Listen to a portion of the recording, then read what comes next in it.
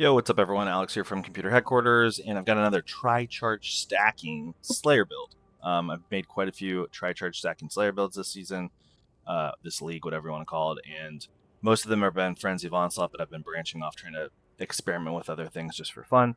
And today we're leap slamming, guys. And I leap slammed my way all the way to 100 last night. I was pretty excited about that. I think I've only done 100, level 100 one other time in my history, all of my years here. I'm super old. I'm 40 now. I just turned 40 like last month. So obviously I've been playing Path of Exile since I was like in diapers. I've been playing it forever. I know everything about it. I'm just kidding. I think it was like 2 years ago I started playing. Wow, already a segue, right, guys? Anyway, it's pretty strong. I was inspired to do Leap Slam because I usually Leap Slam as my movement ability when I'm Frenzy of Onslaughting, and I noticed that a lot of the times when I'm Leap Slamming, things are just dying. So I figured if Leap Slamming in a 4 link, or actually usually it's like a 1 or 2 link, I think I usually just have faster attacks on it. So a 2 link, if Leap Slamming on a 2 link is killing mobs, then what would a 6 link look like? That's kind of how that was the idea behind this whole thing. So um, I was super impressed with how it turned out, so I figured I should make a video. If it was garbage, I just wouldn't make the video. But um, let's let's jump in the game and take a look at a bunch of stuff. If you've watched a lot of my Tri-Charge stacking like Frenzy of Onslaught builds, sorry, a lot of this gear I'm going to go over is pretty repetitive. You might want to go look at the timestamps and skip ahead to some other stuff. But if you haven't seen my gear, or if you even if you have, there's a couple really primo new pieces that I didn't have before, like high-end stuff. So let's just take a look here. We have an Ephemeral Edge, double Corrupted Implicits, really nice sword. I've had this one for a while. Here's my double Power Charge helmet. You may have seen before. I crafted this early in the league. I have a video about crafting this. Not easy to do. I have a Malachi's Loop. I have Relicash Boots. A Mage Blood, of course. I just crafted these gloves a couple nights ago. These are like perfect. I was super stoked with how good these turned out. The Divine I got on all the everything came out super good too. And I hit T1 accuracy. I got my attack speed while focused. So just like super stoked with these gloves. Badge of the Brotherhood, of course. I have a video about how I got the double annoyance on this with the double influence. I did end up getting like the best ring for my build. It's so good. Power charge, energy shield per power charge, physical damage reduction per power charge, like just so baller, so tanky. And then my chest piece, which is pretty much the same. Um, just anti crit is like the main thing here. Lots of ES and anti crit. So yeah, that's the gear. Quick glance at the tree for anyone that hasn't seen a tree like this before, or Slayer, one of my Slayer builds. You start here and you end up really far away from home, all the way over here.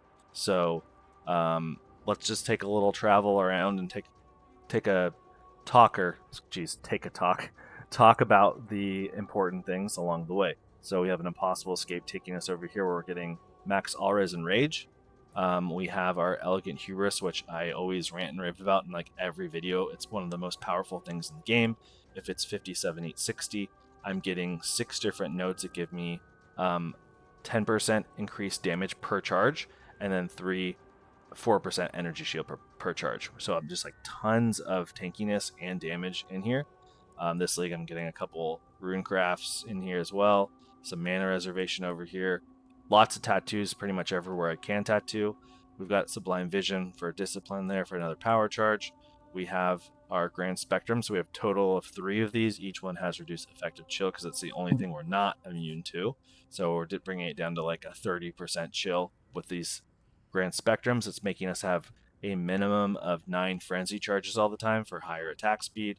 Our large cluster jewel here is giving us a bunch of ES and elemental resistances and attack speed.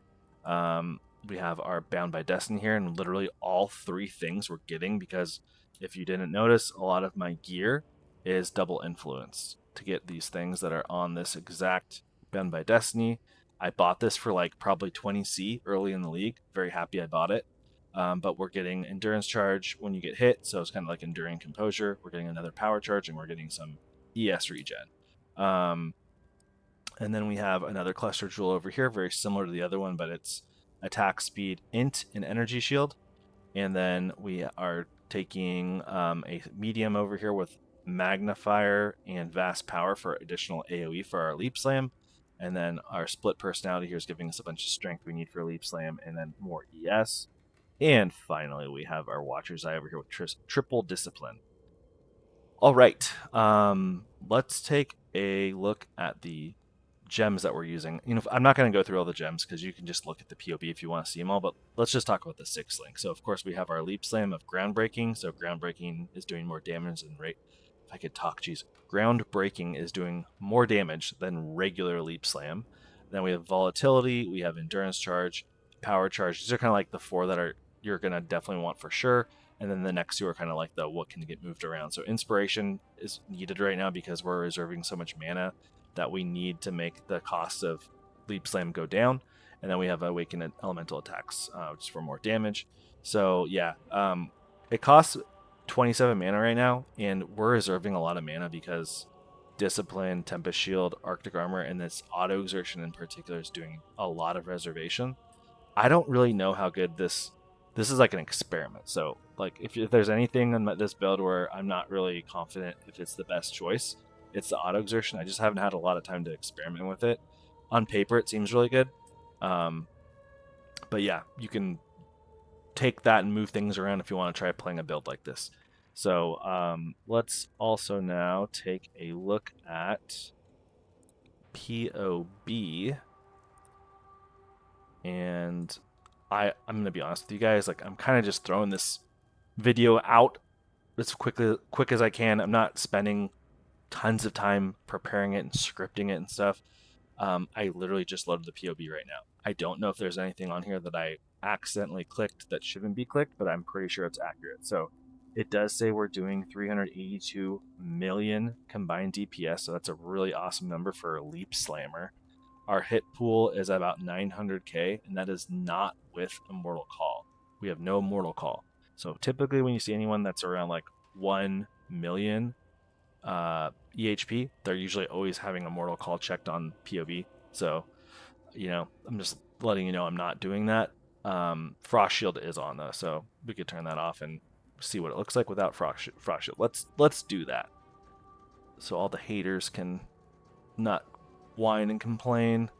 Frost Shield's right here. Okay, Frost Shield enabled. We'll turn that off, and let's turn off Sigil of Power, because I think that gives a little tankiness too. So yeah, without those on, we're at only a little shy of 600k. Only. Basically can tank anything in the game still. Yeah, and then our damage went down a little bit too with those things turned off. And that was what I was going to do next anyway, because I have these stages of Frost Shield and Sigil of Power cranked up really high. But I mean, if you're leap slamming around, you're probably not in those circles very much, and it's not as realistic. So our damage is based on Guardian Pinnacle, so that is good to know. If I switch to Uber, it dropped from 360 or whatever it was just at to about 110, so still really good Uber damage. And then I just want to mention a couple little things. Of course, we have Rage. We're using a bunch of charges. We're focused. We have focus. It's not a joke. We have Onslaught. It's always on.